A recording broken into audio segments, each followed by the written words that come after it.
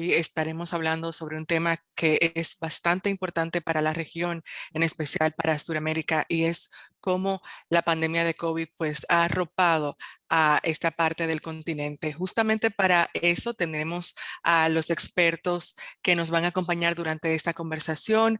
Una de ellas es Carolina Corcho, quien es vicepresidenta de la Federación Médica Colombiana. También se encuentra con nosotros el epidemiólogo de la Universidad de Nueva York, Rodrigo Arce, y el profesor de la Facultad de Economía de la Universidad Externado de Colombia, Óscar Alfonso.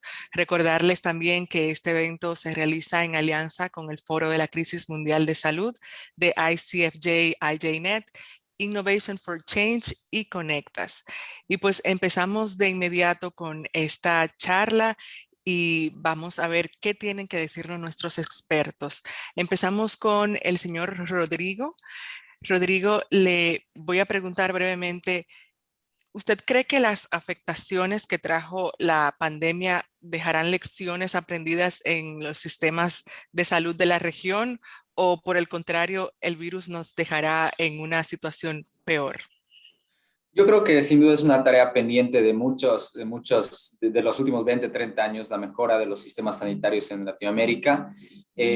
La política pública tiende a dirigirse no tanto así basada en la ciencia, sino por la opinión pública. Y creo que la opinión pública se ha realmente instaurado en la opinión pública una imagen de que hay que mejorar los sistemas sanitarios. Es dentro de eso que pienso que crea una crisis que, bueno, también crea una oportunidad de poder eventualmente mejorar nuestros sistemas sanitarios, replantearnos nuestras estructuras sanitarias, replantear el acceso que tiene la población a la salud y las inequidades que separan a las personas que tienen más que las que tienen menos. Es ahí donde creo que hay una oportunidad clara que esperemos, con esperanza y con una visión positiva, pueda ser recogido por los actores políticos para poder traducir en mejoras en el sistema sanitario de los diferentes países de la región. Carolina, usted que tiene también bastante experiencia en el sistema de salud, ¿qué opina sobre esta respuesta de Rodrigo? ¿En realidad tendremos enseñanzas con esta pandemia o el sistema quedará peor? Bueno, muchas gracias y un saludo a los panelistas y a Conectas.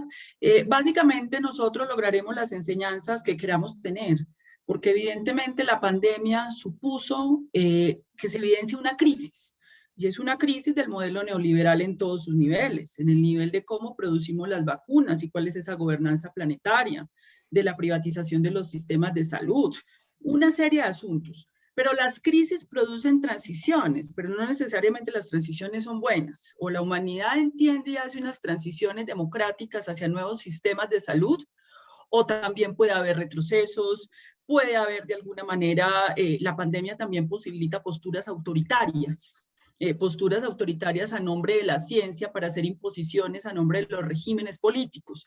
Entonces, en sí mismo sí hay una oportunidad de cambio de aprendizajes, pero eso dependerá de cuáles sean las fuerzas sociales, políticas y de la sociedad civil que planteen, digamos, los cambios y cuáles prevalecen. Un esfuerzo conjunto, básicamente. Así es. Oscar, vemos que mientras el primer mundo ya se quita el tapabocas, la región de Sudamérica, al contrario, no vislumbra una manera eficaz de avanzar en la lucha contra el virus. Entonces, ¿cuáles usted piensa que son esos factores que conspiran para que la región tenga los peores índices de letalidad? Buen día, Indira, colega Rodrigo, Carolina, permítame antes que nada darles un saludo desde Bogotá, un gran abrazo, verlos bien de salud. Hablando de aprendizajes, Carolina, siempre aprendo de ti cuando te escucho con tu claridad en los medios de comunicación. Es un honor estar al lado tuyo. Frente a tu pregunta, Indira, yo creo que cuando los medios de comunicación prendieron las alarmas al respecto, Latinoamérica ya había alcanzado los 300 casos positivos por millón de habitantes y el ascenso venía desde noviembre del año pasado. Los gobernantes encontraron en las variantes las explicaciones propicias, además de recurrir al manido discurso de la indisciplina social, de las comorbilidades, de los mayores de 70. Pero mire, Rodrigo ya lo ha dicho, el principal factor es la desigualdad, que tiene dos dimensiones, las materiales, tales como las laborales y la percepción de los ingresos, las urbanísticas y habitacionales, la de movilidad cotidiana y las demográficas y sanitarias, pero también las simbólicas como la exclusión y la segregación en nuestras metrópolis. Antes de continuar con la conversación, recordarle también a la audiencia que pueden ir poniendo sus preguntas en la sección de chat o de Q&A para que luego pasemos a una pausa para que los expertos también respondan esas inquietudes. Carolina, vemos que los países se han volcado hacia la vacunación masiva para detener la pandemia. ¿Se podría haber hecho algo en materia de prevención y de mejora de hábitos de salud para que no fuera tan letal el impacto de la pandemia, también teniendo en cuenta lo que dice Oscar sobre la desigualdad que existe en la región? Bueno, hay una tendencia, digamos, que a nosotros nos preocupa y es creer que la única acción que se puede emprender para el control de la pandemia es la vacunación, y esto es equivocado, porque eso no va a lograr la eliminación del virus. Hay diversos asuntos que tienen que estarse haciendo en este momento. En el caso de mi país, en Colombia, por ejemplo, esa es la tendencia. La tendencia es atribuir esto al autocuidado individual, como si una pandemia fuera un asunto de resolverse de manera individual, y segundo, decir que lo único que hay que hacer es la vacunación. Y por eso, evidentemente, esto va a traer peores costos en vidas, costos económicos que ya ha tenido por no haber hecho por lo menos 3 cosas. Primero, ampliar los procesos del PRAS. ¿Qué es el PRAS? Así se llama en Colombia, pero también en los diversos países de América Latina tiene nombres distintos. Realizar pruebas, rastreos, aislamientos, detección. Eso es una política de salud pública. Segundo, una política social de renta básica. Usted no puede, en los países latinoamericanos donde hay un alto porcentaje de ciudadanos en la informalidad, promover aislamientos sin que haya una garantía de ingresos mínimos para esos ciudadanos. Eso no se ha hecho, y eso ha hecho que, por supuesto, la gente desobedezca las medidas de cuarentenas y aislamiento. Pero aparte de eso, pues tiene que haber un fortalecimiento de los sistemas de salud, que no ha ocurrido, digamos, evidentemente, en términos de que, por ejemplo, en nuestro caso, el sistema de salud desde el punto de vista financiero ha fortalecido a los intermediarios, no a quienes están asumiendo la atención de la pandemia, trabajadores, primera línea de atención. Entonces, centrar solo la vacunación como única medida ha sido un error. Rodrigo, usted como médico y también experto en epidemiología, ¿qué opina sobre esto que dice Carolina del centrar todos los esfuerzos en la vacunación? Sin duda estoy completamente de acuerdo con Carolina, no solo por lo que ella explica, que obviamente no se puede contener esta pandemia y de hecho el coronavirus no se va a eliminar nunca. No tenemos la posibilidad de hacerlo porque los virus que circulan en círculos animales o zoonóticos permanecen a lo largo del tiempo. No podemos vacunar a todos los animales en el planeta y por lo tanto el coronavirus como tal va a seguir circulando independientemente vacunemos al 100% de la población humana, ¿no?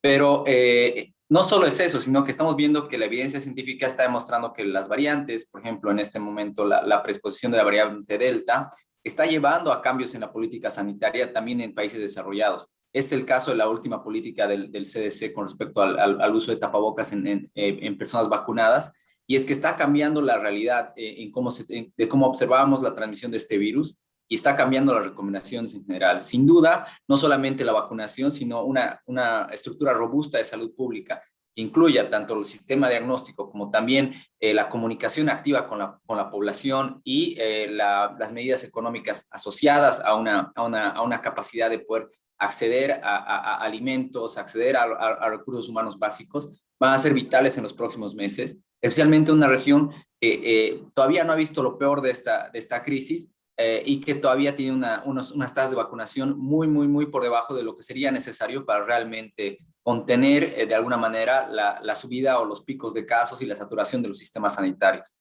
Oscar, justamente ahora que Rodrigo menciona el tema de tapabocas y demás medidas que se han tomado, vemos cómo también en diversas partes del mundo la pandemia se ha politizado. Por ejemplo, en Estados Unidos con el uso del tapabocas y las cuarentenas que también causaron enfrentamientos políticos. Entonces mi pregunta es, ¿considera usted que esa politización ha sido la responsable de que perdure la pandemia en nuestra región? Permítame una metáfora para responder a tu cuestión. Yo creo que el mundo, hoy por hoy, con respecto a lo que estamos viviendo, esta época horrorosa, atraviesa por un océano de desinformación. Es un océano de desinformación el que afrontamos. Y en un océano como este han aparecido tiburones que se han cebado con la desigualdad.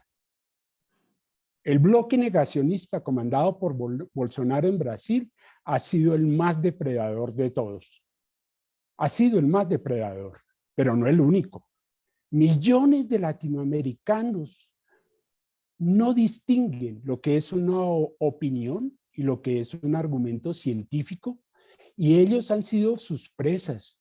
Y en un contexto de tal naturaleza, es irremediable que la politización cause más daño que en otros lugares. Ese es mi punto de vista principal. Rodrigo.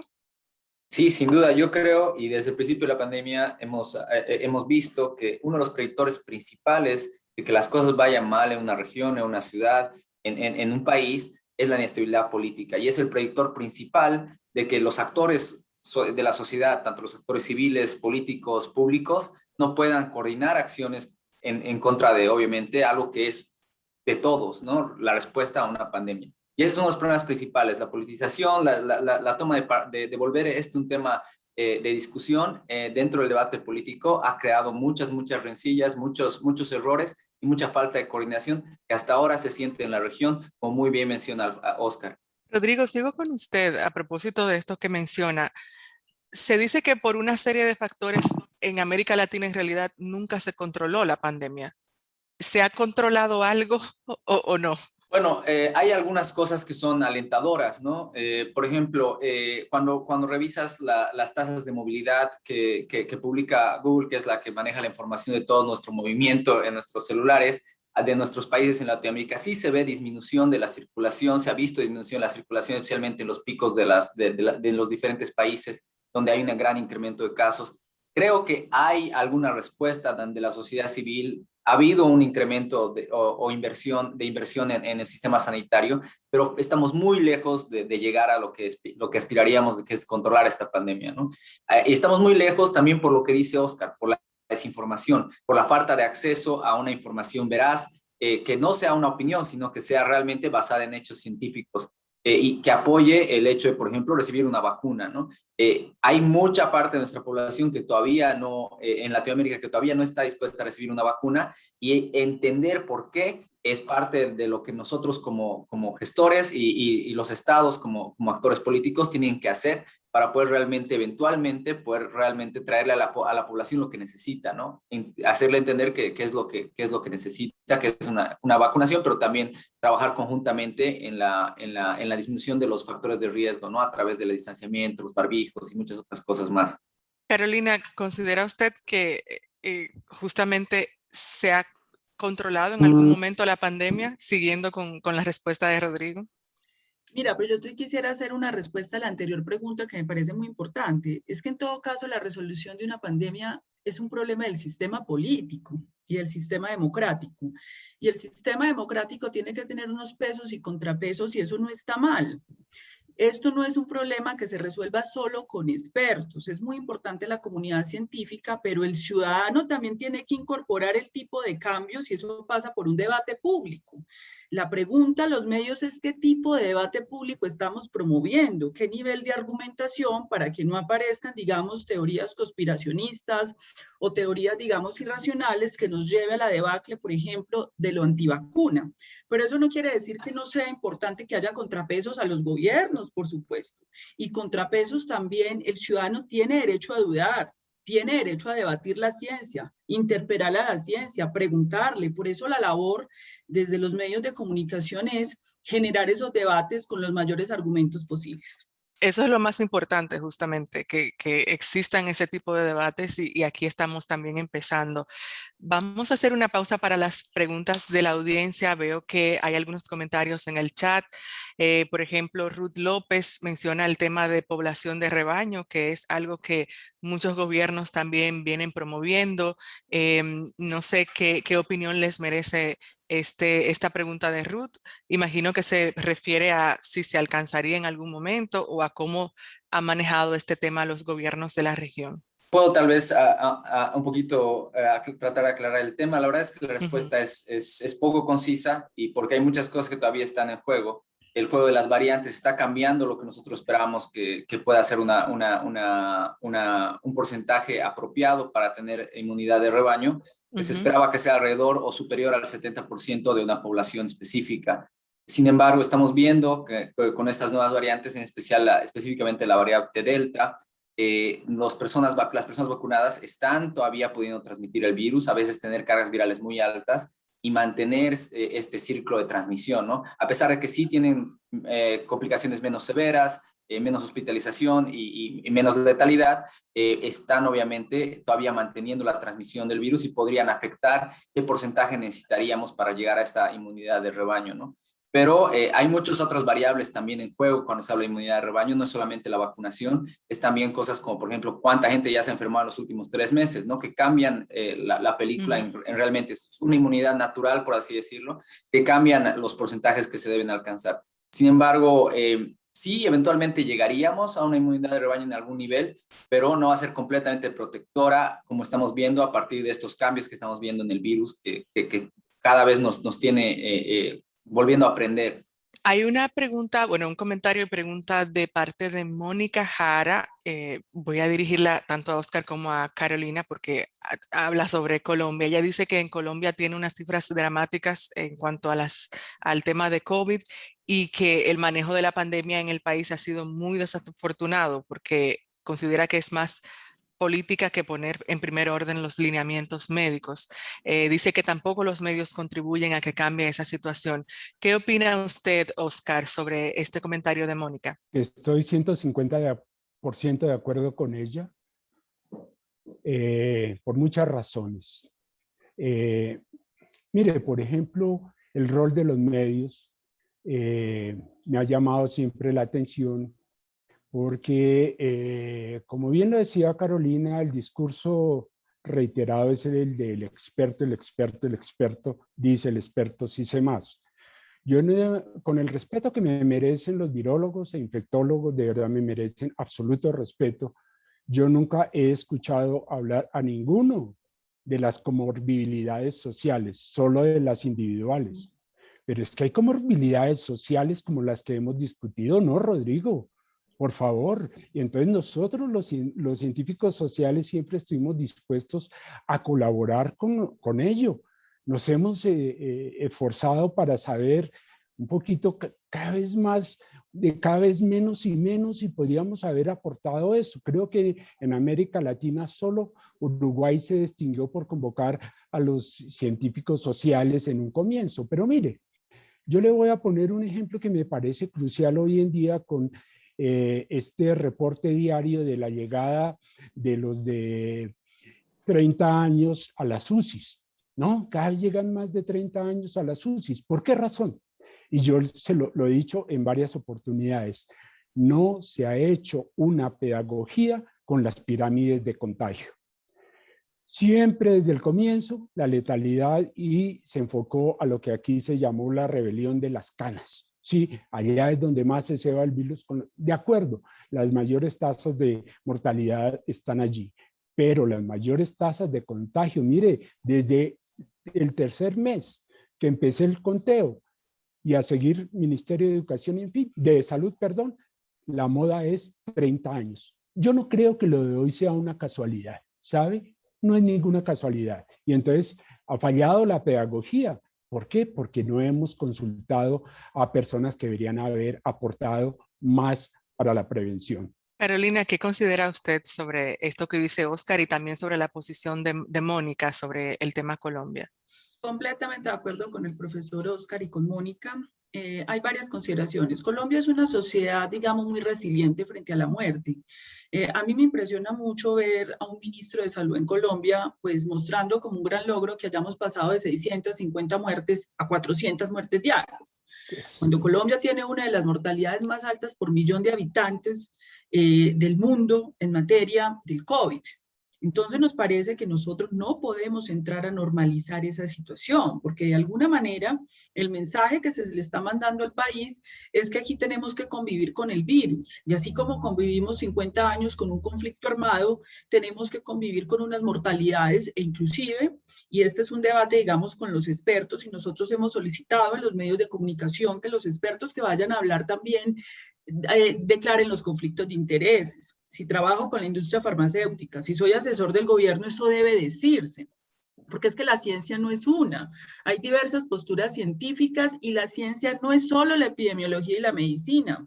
Es también la economía, la sociología, la antropología, una serie de disciplinas que tendrían que entrar a debatir esta pandemia. Entonces nos preocupa que el mensaje que se envíe es que un poco más o menos tenemos que acostumbrarnos a unos estándares de mortalidad, cuando por supuesto que existen estrategias exitosas en el mundo para llevar a la eliminación del virus, no solo su mitigación y su impacto sobre el sistema de salud, sino la eliminación. Pareciera ser que en Colombia se ha normalizado en la opinión pública que tenemos que renunciar a eso, porque aparentemente no se puede, y eso no es cierto. En Colombia no se ha hecho lo que se tiene que hacer para llevar al virus ni siquiera a sus mínimos proporciones, y esto nos ha costado muchas vidas, lo cual desde el punto de vista ético y desde el punto de vista científico y político es un inaceptable, tiene que ser un inaceptable moral para la sociedad colombiana.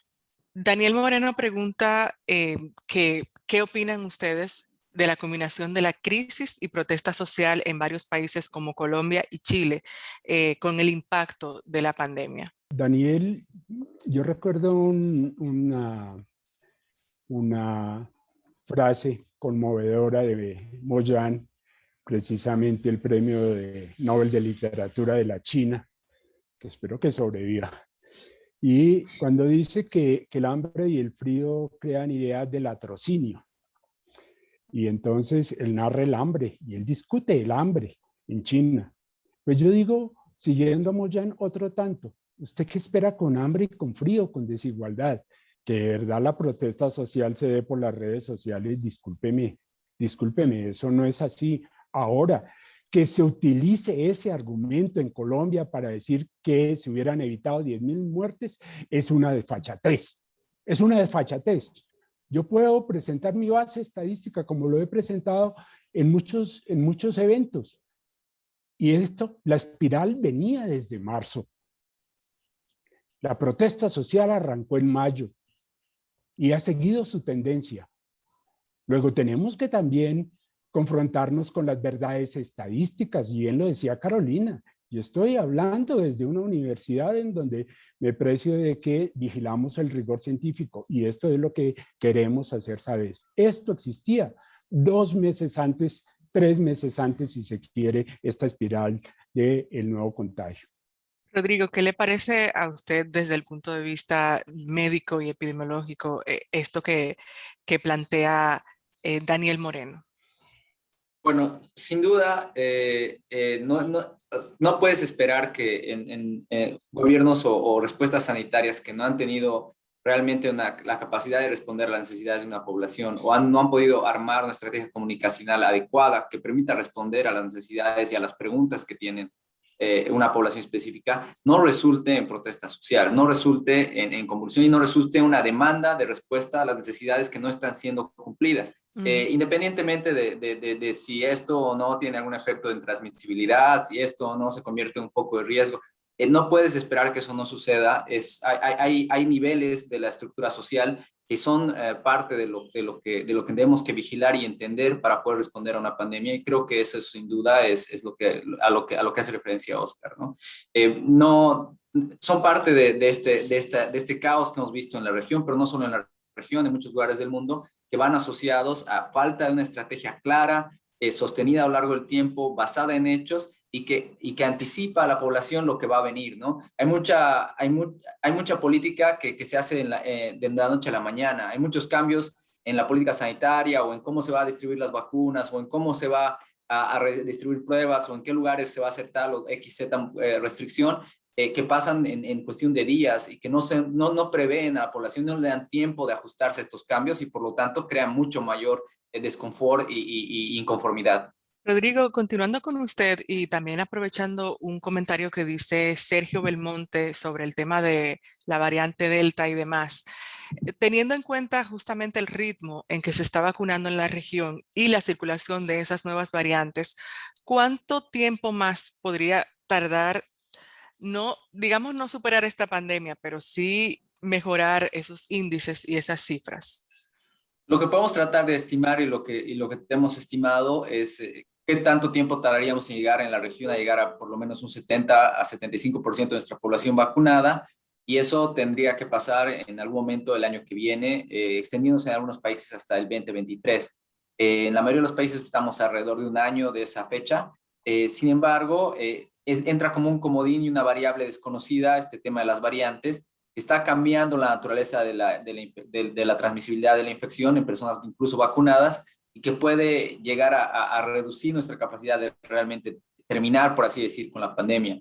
En algún momento, en lo que va de los siguientes 2 o 3 años, la cantidad de casos va a disminuir sin duda. Es parte de los procesos propios de inmunidad y vuelta a infección de las personas a lo largo del tiempo. También está reduciéndose la cantidad de personas que son susceptibles, etcétera, etcétera, porque están falleciendo.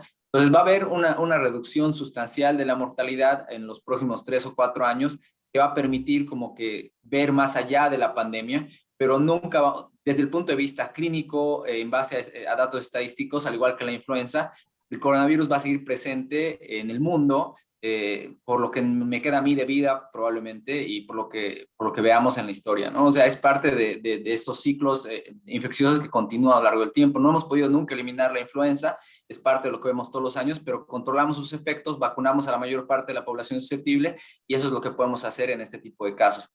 Carolina, justamente ahora que Rodrigo menciona sobre lo que se puede hacer en ciertos casos, ¿cuáles serían los cambios que se deberían de hacer para que los sistemas de salud de los países de Sudamérica sean más robustos? Bueno, yo creo que hay un asunto que develó la pandemia, y es que efectivamente no es que nosotros estemos haciendo una negación de la participación del sector privado en la salud, pero es que la salud es un bien público universal. El ejemplo nos lo está dando la vacuna y el debate que hay sobre las patentes.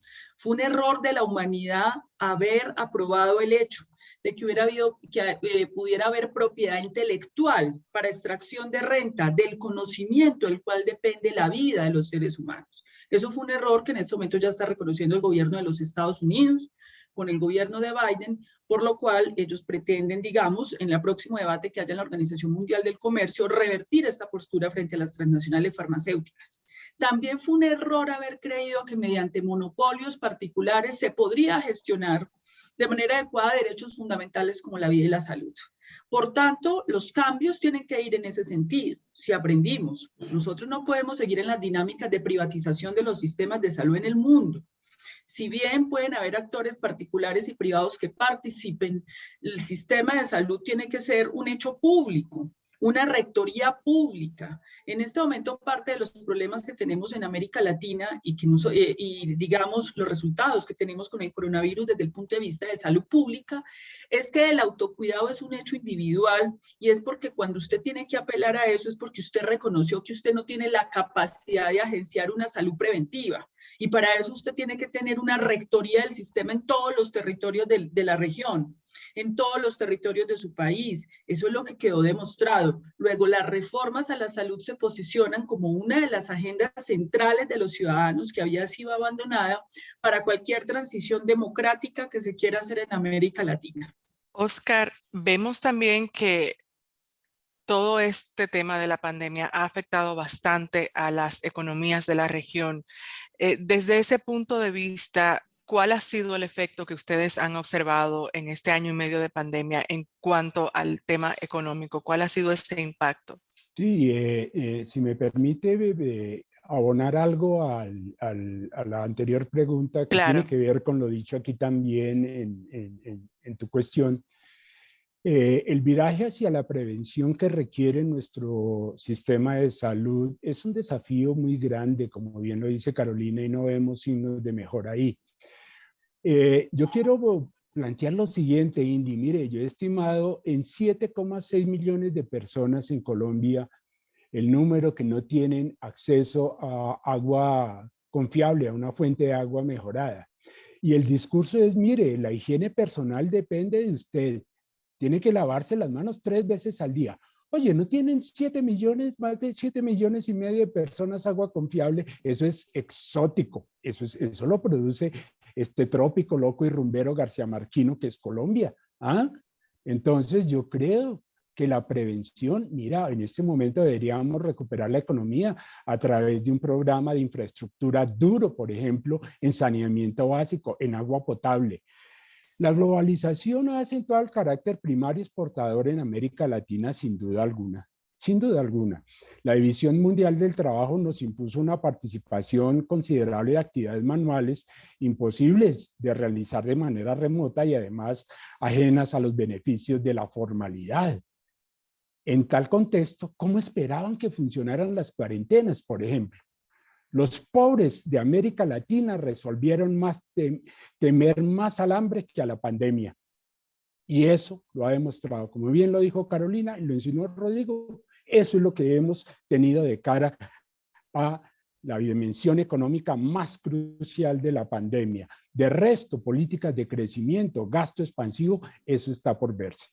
A propósito de lo que menciona Oscar y de lo que mencionaba Carolina anteriormente, vemos también, retornando a las preguntas del público, que Ricardo Galán opina que el análisis de lo que está pasando en Colombia ha sido parcializado, porque dice que el gobierno no es el único responsable, ya que también la indisciplina ciudadana y los promotores de las protestas, desconociendo las advertencias, tienen algo que ver con eso. ¿Qué opinan ustedes sobre esta posición de Ricardo? Bueno, lo primero que habría que definir es qué entienden por indisciplina social. Si indisciplina social es no tener que comer y tener que levantarse al rebusque, pues no aceptamos esa indisciplina social.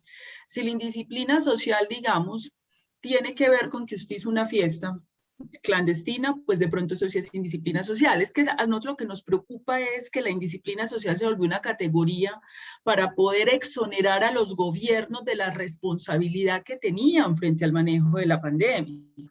Entonces vos no podés decirle a una sociedad, por ejemplo, como la colombiana, donde el 65% de los colombianos viven en condición de informalidad, que se encierren y que no salgan. Y no puedes decir que se evite el virus cuando los colombianos tienen que meterse en un transporte público que no fue adaptado tampoco, cuando no hubo unos acuerdos claros con el sector empresarial para poder facilitar que los trabajadores se les cambiaran los horarios y pudiéramos hacer una política evidentemente de aislamiento y distanciamiento social. En ese sentido, esa categoría sirve para exonerar las responsabilidades de los gobiernos porque no corresponde a una realidad. Rodrigo. Estoy completamente de acuerdo. Sin duda es una responsabilidad del Estado, de los gobiernos y de los actores políticos que están constituidos hacerse responsables de la realidad y la coyuntura social. Yo a veces lo trato de ver como verías a un paciente, a la población, ese es mi campo.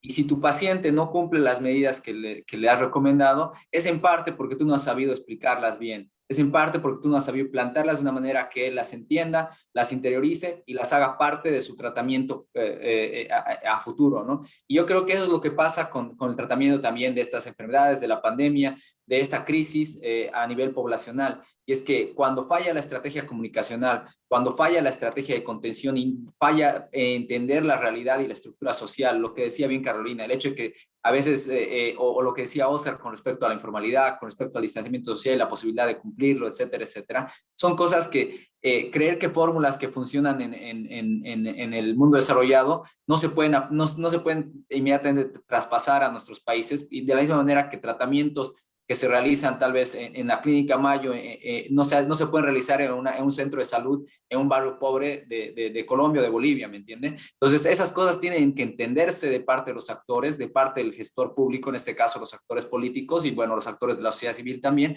para poder conjuntamente plantear el tratamiento de la población, plantear la estructura y la contención de una pandemia.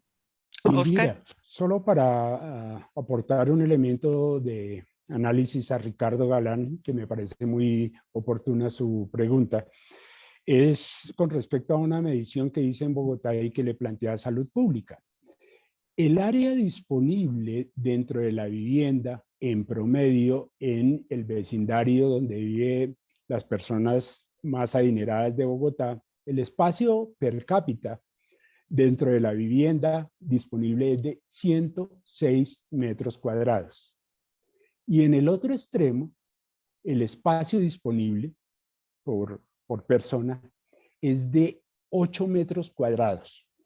¿Dónde funciona mejor la alternancia? Discúlpeme, pero es que hacer una llamada a la cuarentena, al encerramiento con 8 metros cuadrados per cápita, es un llamado a la violencia doméstica, discúlpame.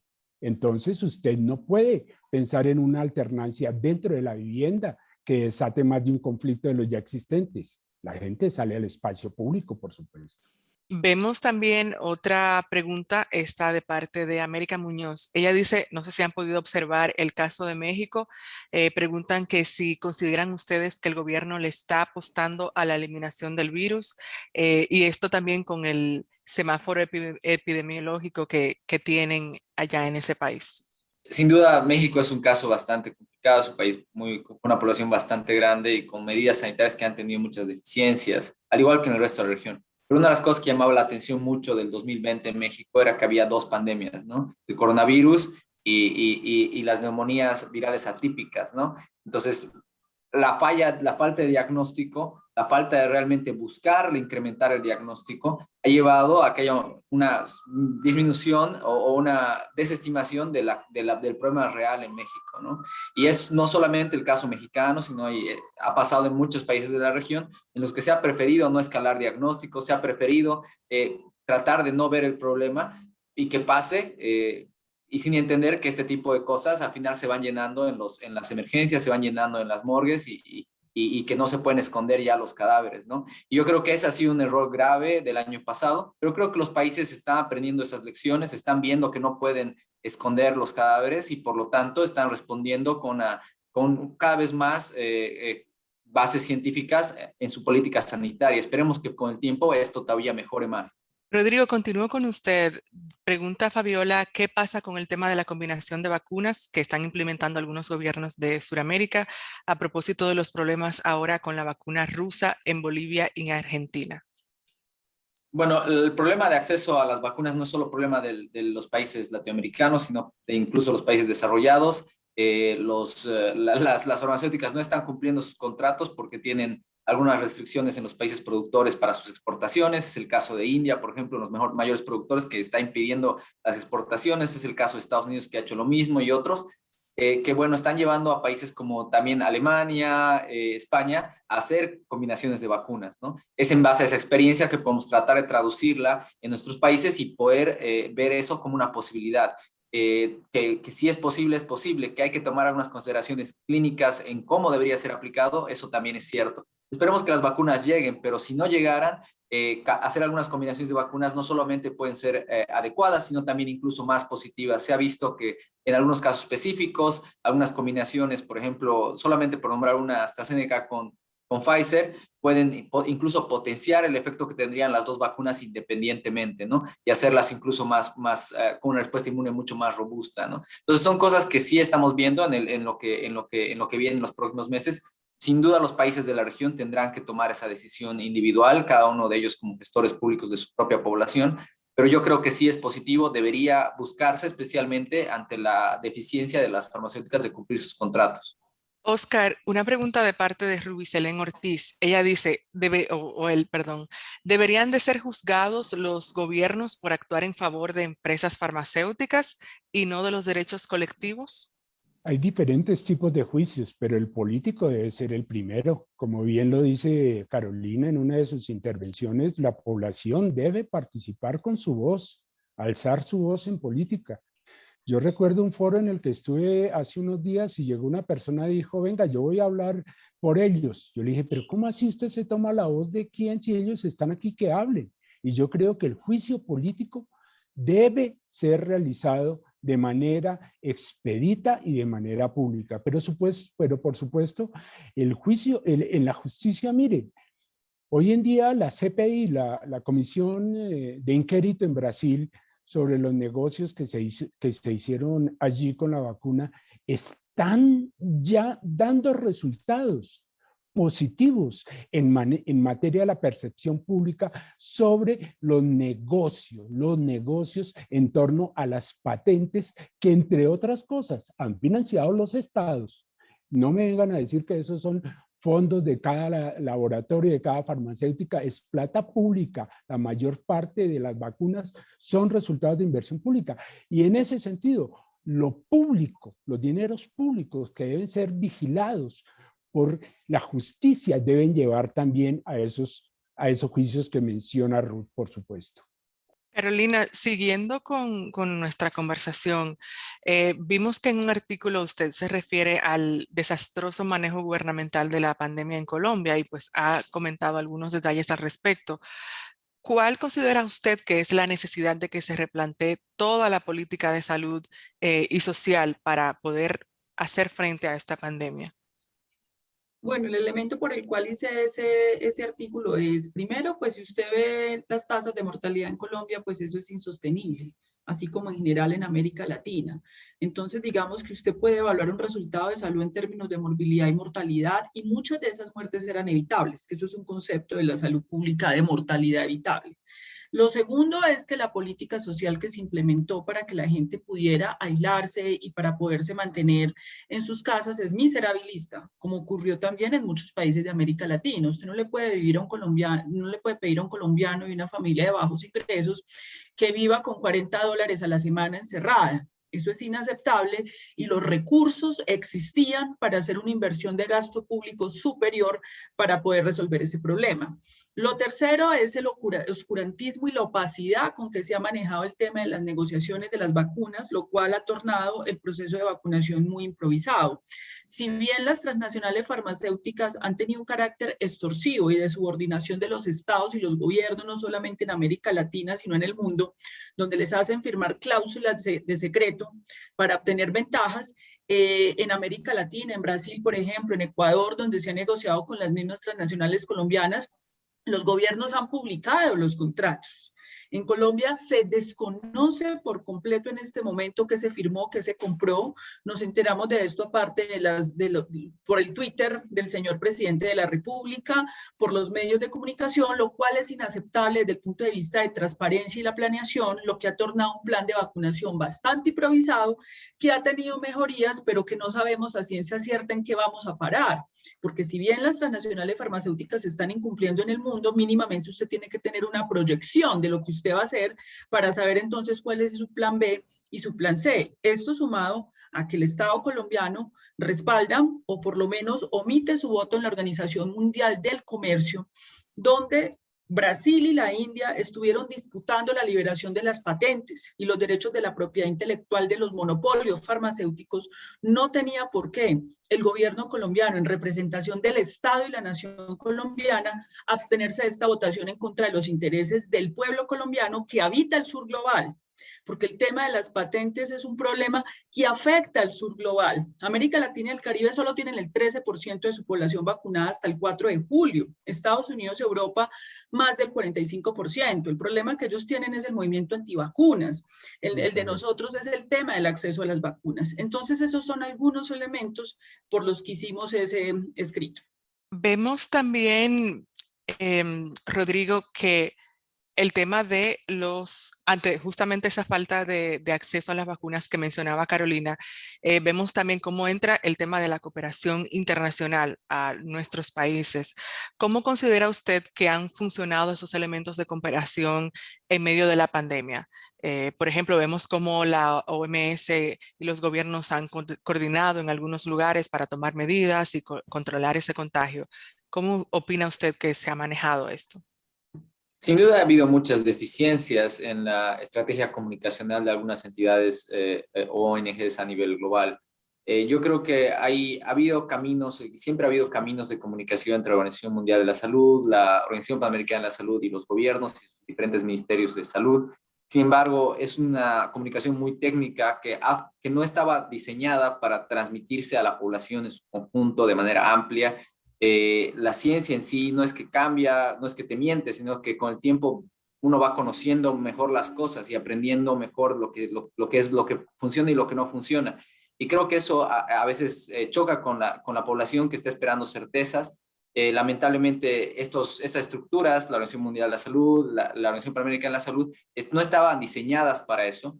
No tenía una estructura diseñada para ese tipo de comunicación, y creo que eso es lo que ha fallado principalmente en ese aspecto. Fuera del tema de la cooperación y acceso al sistema sanitario a insumos, obviamente es muy deficiente, pero es parte de nuestra deuda histórica con nuestras poblaciones, con nuestras comunidades, para poder un poco subsanar eso en los próximos años, tratar de mejorar nuestros sistemas sanitarios, no necesitar de ayudas, pero eso pasará conforme a que hagamos una inversión seria en el sistema sanitario de nuestros países, ¿no? Pero fuera de eso, creo que esos son los errores principales en la cooperación desde el punto de vista comunicacional. Creo que ese ha sido el grave error, y sí continúa siendo a veces uno de los problemas más grandes que vemos, que a veces dificulta más el control de la pandemia. Oscar, ¿qué opina usted? Bueno, justamente, ¿qué opina usted sobre este tema? Estaba recordando cuando escuchaba a Caro y a Rodrigo cómo Lidia Morawska y sus colegas libraron una batalla durísima para convencer a la OMS de que asumiera que el COVID-19 se transmite por aire, y de allí la cuestión de los aerosoles. He leído recientemente los escritos de David Redman, que hizo parte de la misión a Wuhan, que reconoció que hay protuberantes vacíos sobre el origen de la pandemia y que hallarlo requiere mentes abiertas. Yo creo que la búsqueda del paciente cero es una pérdida de recursos, y que más bien debemos elaborar una pedagogía sobre sus causas zoonóticas. Más del 70% de las transmisiones del COVID, de los coronavirus, tienen causas zoonóticas. Yo creo que solo a partir de ella podrá haber una cooperación eficaz de cara a un cambio urgente hacia la prevención que nos aleje de la manipulación a la que nos someten las farmacéuticas productoras de vacunas. Oscar, continuando con usted, vemos como varios países en la región y ante este tema de la pandemia, vimos cómo los gobiernos implementaron una serie de medidas. Por ejemplo, aportar un ingreso mínimo a las familias de escasos recursos para que permanecieran en sus casas y demás. ¿Considera usted que esta medida fue efectiva para que el virus frenara un poco? Y también opina que deben de seguir este tipo de medidas a lo largo del tiempo. Sí, yo tengo balances muy favorables que dicen que fue muy efectiva, pero también a partir de ellos que hemos estudiado desde mucho antes de la pandemia, considero que la renta básica de ciudadanía debe ser permanente, al menos hasta que se hayan superado las comorbilidades sociales que hemos hablado, las desigualdades más flagrantes. Carolina, ¿considera usted que es sostenible a lo largo del tiempo este tipo de medidas? Por supuesto, es que tienen que ser sostenibles porque justamente estas medidas llenan vacíos estructurales de la región, como la desigualdad. América Latina es una de las regiones más inequitativas del mundo, y ahí está Colombia.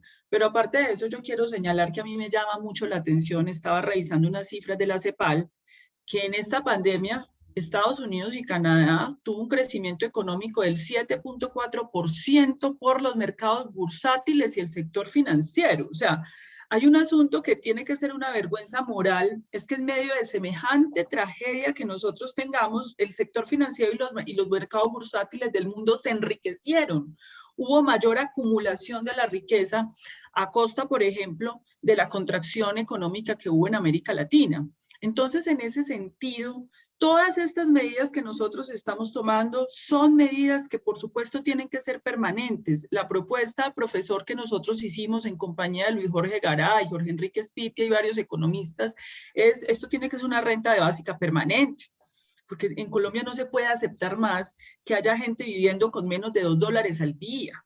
La mortalidad en Colombia y en América Latina por el COVID están los estratos 1, 2 y 3, es decir, son las clases populares y más vulnerables las que están poniendo la vida en esta pandemia. En ese sentido, todas estas medidas tienen que ser parte de una transición permanente para los estados y los gobiernos latinoamericanos. Gracias, Carolina. Antes de pasar a la pregunta final, a sus reflexiones finales también, vamos a ver algunos comentarios que han hecho en el chat. Por ejemplo, dice Ruth López que la pandemia para ella es un problema de clase. También dice que ha visibilizado esta pandemia los problemas de desigualdad, justamente lo que comentaban nuestros panelistas al inicio de esta conversación. Vemos también como, por ejemplo, Ricardo Galán dice que se les exige a los gobiernos aplicar políticas eficientes para prevenir, pero justamente se ataca y debilitan a los gobiernos cuando lo intentan. Él se refiere, por ejemplo, al tema de la obligatoriedad de las vacunas. No sé, Rodrigo, hablando justamente sobre esto, ¿qué opina usted sobre este tema de obligatoriedad de las vacunas en una región como Sudamérica? Bueno, es un tema que está muy debatido no solamente en Sudamérica, sino en el mundo. Las vacunas todavía no tienen, la estamos aplicando recién 7 meses. Hay mucho que todavía no conocemos acerca de cuánto tiempo va a durar su inmunidad, dentro de muchas preguntas que todavía no están respondidas. Se cree que son seguras y desde el punto de vista clínico hemos visto un buen efecto. De ahí a ir y transgredir los derechos personales de decisión individual que tienen las personas es posible dependiendo de las estructuras legales de cada país. Hay algunos países que lo permiten más, lo permiten menos de acuerdo a su legislación. Lo hacemos constantemente con los niños, por ejemplo, en el tema de vacunaciones para la escuela. Hay muchos países de la región no permiten a los niños ingresar a la escuela si no tienen su esquema de vacunación completo. Entonces, dentro de esa lógica podría hacerse a través de los sistemas públicos de educación, por ejemplo, las universidades públicas, los sistemas o las estructuras públicas de administración en general, o sea, los empleados públicos. Pero ya ir más allá, un paso más allá y hacerlo algo a nivel nacional, a todas las personas naturales, creo que es mucho más difícil con la estructura legal que existe en nuestra región. Justamente a propósito de este comentario y la pregunta que le pasé a Rodrigo, les pregunto a ustedes, Oscar y Carolina, ¿qué opinan sobre dice Daniel Moreno, ¿qué opinan sobre las inconsistencias de varios estados de la región respecto al aprovechamiento de la pandemia como excusa para tomar medidas represivas sobre la población, pero permisivas para el sistema económico? Bueno, efectivamente, uno de los asuntos que no solamente ocurrió en América Latina, en el mundo, es que para el manejo de la pandemia usted tuvo que apelar a medidas de excepción. Medidas de excepción era mucho poder en los gobiernos, en el ejecutivo, en menoscabo, digamos, del control político del Congreso de la República o, por ejemplo, de los órganos judiciales. Eso es una realidad, digamos, que se presentó en la región y eso en parte también, cuando en un sistema político no hay contrapeso, la gente sale a la calle a hacer el contrapeso. Eso fue lo que pasó en Colombia, eso fue lo que pasó en Chile, no diciendo que las protestas, volviendo a una pregunta anterior, se hayan dado por la pandemia en sí misma, porque el fenómeno chileno y colombiano venían desde antes de la pandemia, solo que la pandemia evidentemente ratificó las reivindicaciones de esos movimientos sociales de Chile en Colombia frente a las inequidades, frente a la falta de acceso a los sistemas de salud y de protección social, las pensiones, muy parecido a esos dos movimientos sociales. Entonces, evidentemente, ante el cierre del sistema político, que en Colombia es muy claro, los organismos de control quedaron cooptados, el Congreso de la República sesionó durante mucho tiempo de manera virtual y eso tiene una levedad, la virtualidad tiene una levedad para ejercer eso, pues la gente termina haciendo ese control desde las calles. Con unas consecuencias, digamos, que ya la comunidad científica por lo menos estudió en Estados Unidos, y en el caso colombiano, de cuál es el impacto de eso en los contagios. Con lo de George Floyd, el abuso policial sobre George Floyd desató también protestas durante la pandemia en los Estados Unidos. Recordemos que no es solo sido Colombia o Chile. Y se ha demostrado, pues digamos que no hay evidencia contundente que dice que donde hubo manifestaciones hubo aumento de los contagios. Son variables mucho más complejas. Entonces esa podría ser, digamos, las consideraciones. Bueno, yo creo que tiene que ver con nuestro modelo de Estado. Mi punto de vista es, el modelo de Estado en América Latina es un modelo abstruso, es decir, no es fácilmente comprensible, tiene varias caras. Y lo que se ha revelado de manera muy fuerte en esta pandemia es su cara corporatista. Esa cara corporatista siempre maneja eslogan, siempre maneja criterios que dan al privado, a los gremios en particular que hacen lobby, para eso fueron creados, pero el lobby ante el Estado puede llegar a ser incluso ilegal y puede ser denunciado ante la justicia. Entonces, en ellos recae la posibilidad del crecimiento, de la recuperación. Discúlpenme, las posibilidades de la recuperación y el crecimiento están en el trabajo de la gente. Y entonces, allí tenemos una cara corporatista galopante. Entonces hay que hacer políticas para que el empleíto crezca y entonces hay que favorecer a tal o cual sector. Eso tiene que cambiar. América Latina tiene que pensar seriamente su modelo de Estado. En el plano territorial hay que ver este centralismo, pero es que es absurdo. El centralismo ha llevado a una acción tardía, porque todo lo coordina el centro y el centro termina coordinando nada. Debemos dar un paso ya al regionalismo y a la autonomía regional en serio. ¿Para qué? Para que las decisiones no sean, ¿sí?, elefantiacas, sino sean ágiles, rápidas, porque la pandemia no da espera. Ciertamente la pandemia no espera, Oscar. Antes de pasar a la última pregunta de nuestra conversación, vemos que Amneris Pérez pregunta: ¿qué opinión merece para ustedes la participación del periodismo en el manejo de información de la pandemia? Rodrigo. Creo que hay un problema bien grande en el mundo con el tema de transmisión de la información, y es que un gran segmento de nuestra población, especialmente un segmento joven que en este momento necesita recibir información veraz de locutores válidos, ya no consume el periodismo clásico, no consume la transmisión de información típica. Y es en ese hueco que se ha llenado con opiniones, con teorías conspirativas, con espacios de difusión no adecuados que están cavando y menospreciando esfuerzos muy remarcables del sistema de periodismo latinoamericano, que ha respondido desde muchos puntos de vista adecuadamente a la crisis que estamos viviendo, ¿no? No solo los periodistas, sino, concuerdo con Oscar, los investigadores sociales, la comunidad en su conjunto, realmente, o sea, en Latinoamérica está tratando de vivir a la altura del tiempo histórico en el que estamos viviendo, pero hay momentos históricos nuevos y hay necesidades de espacios de comunicación distintos. Y creo que ahí es un hueco que todavía falta llenar, es una falta, una deficiencia que creo que no solamente el periodismo en su conjunto, sino nosotros también, la gente que trabaja en ciencia, para poder tratar de diseminar esta información, necesitamos adecuarnos, cambiar y replantearnos cómo estamos transmitiendo la información en general. Elemental para toda la audiencia, justamente, cómo se transmite la información. Carolina, ¿qué opina usted al respecto?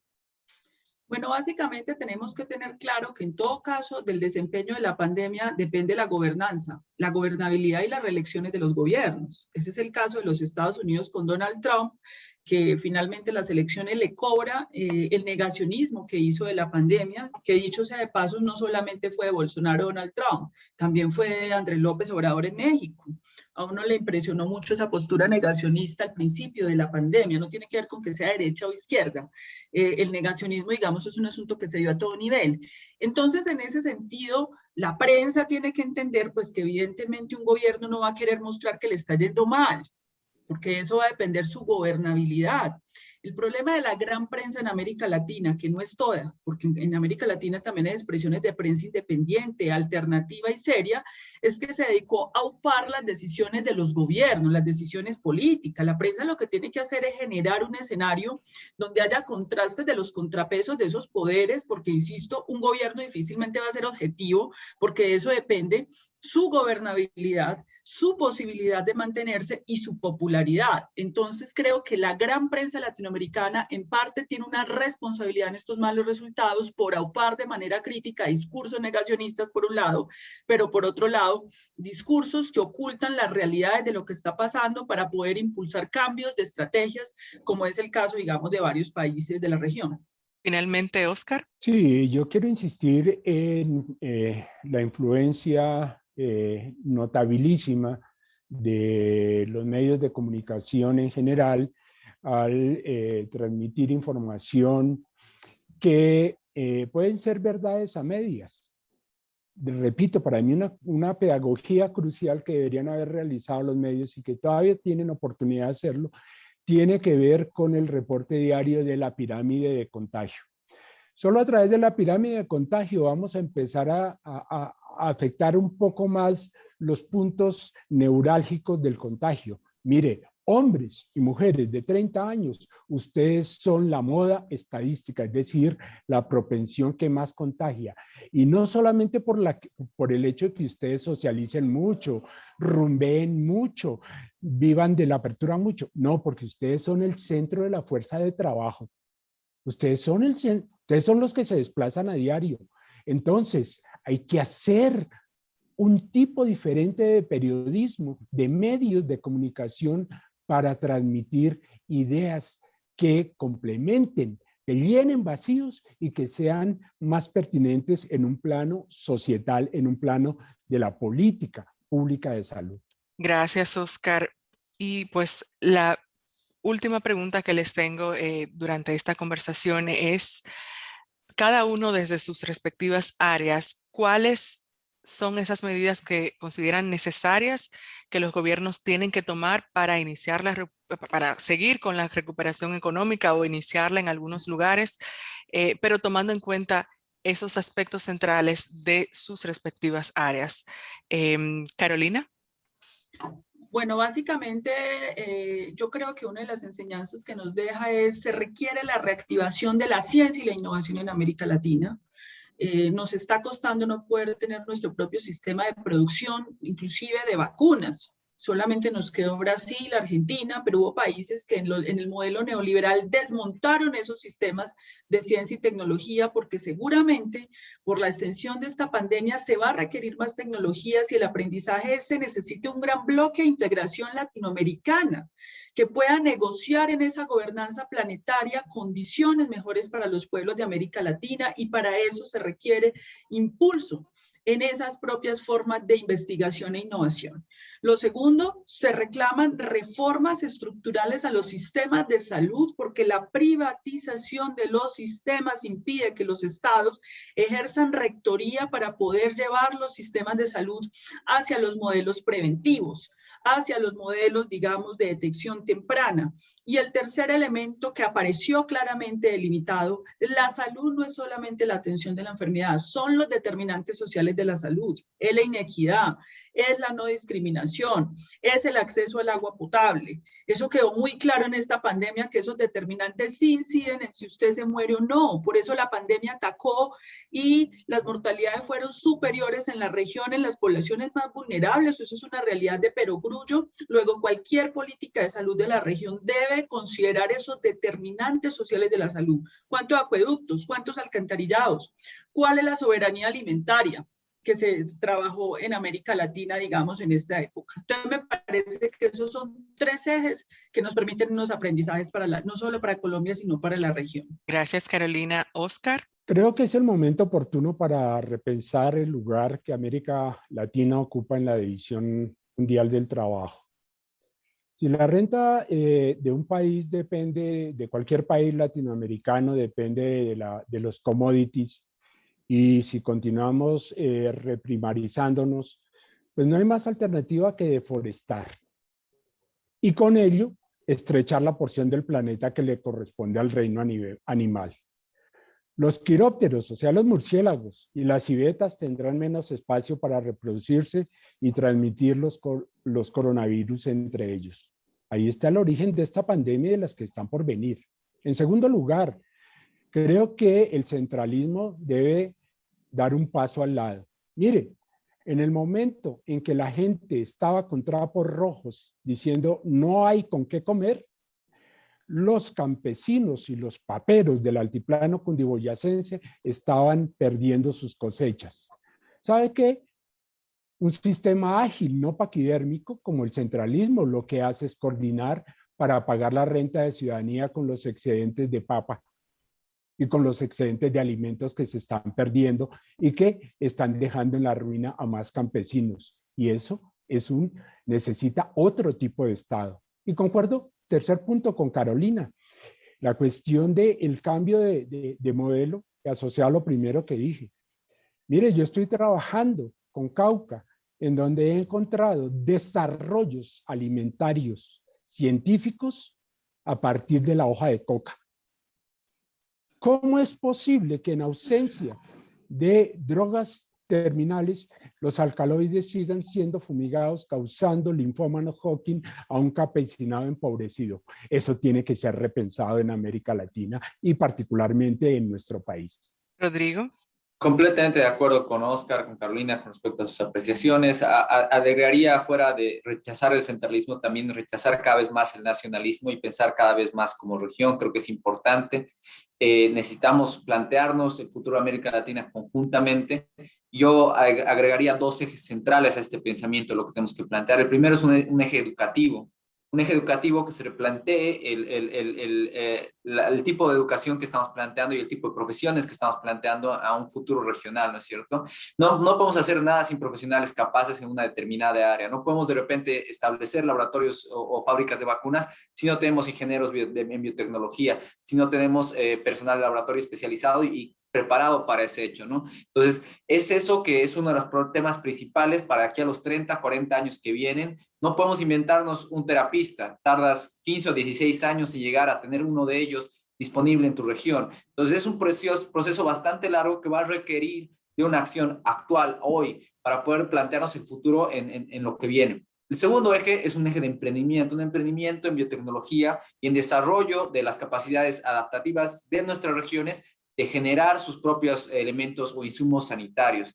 Eso es algo que sin duda va a ser vital en los próximos 30, 40, 50 años, desde el punto de vista de que esta pandemia es de la que estamos hablando hoy, pero no es la única de los últimos 10 años. Hemos tenido 3 más antes y van a seguir ocurriendo porque es la naturaleza de un mundo global interconectado, en el que nosotros como organismos vivos, interactuamos con ambientes que están siendo destruidos o invadidos, nuevos, y cada vez en más conexión conjuntamente y más movimiento global entre las personas. Hoy día estoy acá, mañana estoy en China y así va a ser, ¿no? Entonces, no esperemos a la siguiente pandemia, vamos a necesitar hacer estas dos cosas de la mano, conjuntamente la región, no los países individualmente, sino la región en su conjunto, para poder ver los próximos 30, 40, 50 años con un mejor futuro y sin estas inequidades. Justamente con esta reflexión de Rodrigo finalizamos este encuentro y pienso que nos queda bastantes aspectos para reflexionar. Uno de ellos que puedo sacar brevemente es la prevención, que lamentablemente nuestros países carecen en muchas ocasiones. Decirles que estuvimos en este día en el conversatorio El nuevo epicentro de la pandemia, cómo Sudamérica quedó acorralada por el virus. Tuvimos a los expertos Carolina Corcho, vicepresidenta de la Federación Médica de Colombia, al epidemiólogo de la Universidad de Nueva York, Rodrigo Arce, y también a Óscar Alfonso, profesor de la Facultad de Economía de la Universidad Externado de Colombia. Agradecerles a ustedes tres por todos esos aportes de esta tarde y también recordarles que este evento se realiza en alianza con el Foro de la Crisis Mundial de Salud de ICFJ y IJNet, Innovation for Change y Conectas. Pueden seguir a Conectas en conectas.org en todas las redes sociales y también ver los informes y análisis que publicamos en conectas.org. Con ustedes estuvo Indira Suero, deseándoles una feliz tarde.